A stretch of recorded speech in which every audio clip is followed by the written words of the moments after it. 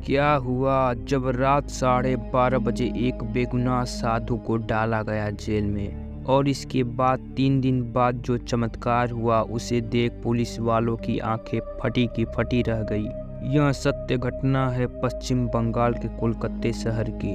बात एक रात की है जब 2 चोर मिलकर कोलकाता शहर की विवेकानंद रोड पर एक इलेक्ट्रॉनिक दुकान में चोरी कर रहे थे। उस समय जैसे ही पुलिस की टीम वहां पर पहुंची, दोनों चोर बहुत ज्यादा बौखला गए और चोरी का सामान वहीं पर छोड़कर भाग गए। तभी इस रोड पर एक साधु गुजर रहे थे। पुलिस घटना स्थल पर पहुंची तो वहां पर उन साधु महाराज को देख करके उन पर शक करने लगी और चोरी के आरोप में उन साधु महाराज को गिरफ्तार कर लिया। रात के तकरीबन 12:30 बज रहे थे। केवल घटना स्थल पे मौजूद होने की वजह से पुलिस वालों ने उस निर्दोष साधु को जेल में डाल दिया था। पुलिस ने उनके साथ बहुत पूछताछ करी, लेकिन उनका कहना था कि साधु तो इन सब मोह माया से परे होते हैं। मेरा नाम अद्भुत नंद जी महाराज है और मैं 17 वर्ष की उम्र में ही दीक्षा धारण कर लिया था। तभी से मैं एक शहर से दूसरे शहर में तीर्थ यात्रा करता हूँ। अपनी सफाई में इतना कहने के बाद वे साधु महाराज ध्यान अवस्था में चले गए और पुलिस ने उनके खिलाफ चोरी का मुकदमा बना दिया।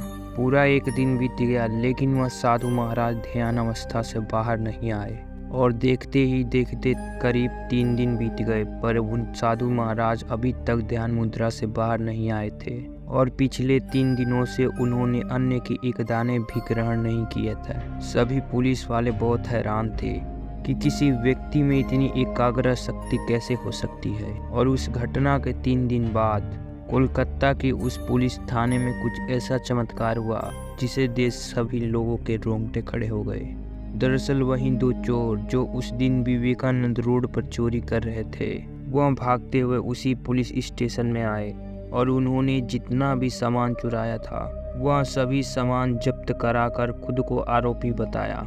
वह दोनों बहुत ही ज़्यादा डरे हुए थे। जब पुलिस वालों ने उनसे पूछा कि तुम आगे रहकर पुलिस स्टेशन में क्यों आए हो, तो कांपते हुए स्वर में उन्होंने बोला कि पिछले 3 दिनों से हमारे सपने में एक चमत्कारी बाबा रोजाने आ रहे हैं और सपने में आकर वह हमें चेतावनी देते हैं कि तुम लोगों ने उस दिन जितना भी सामान चुराया है वह सारा का सारा पुलिस स्टेशन में जमा करा दो।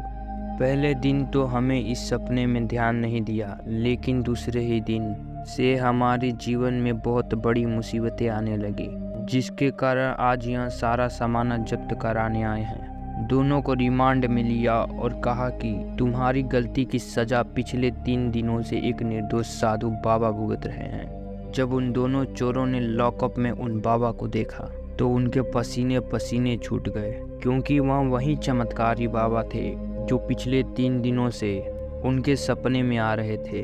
पुलिस वाले भी यह बात जानकर बहुत ज़्यादा ताजुब में पड़ गए। वह समझ चुके थे कि यह कोई सामान्य बाबा नहीं है।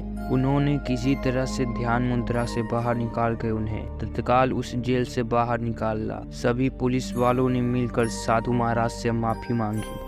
इसके बाद साधु महाराज ने दया दिखाकर उन सभी पुलिस वालों को माफ़ कर दिया। इस घटना को लेकर दोस्तों आपका क्या विचार है, हमें कमेंट बॉक्स के माध्यम से ज़रूर बताइएगा।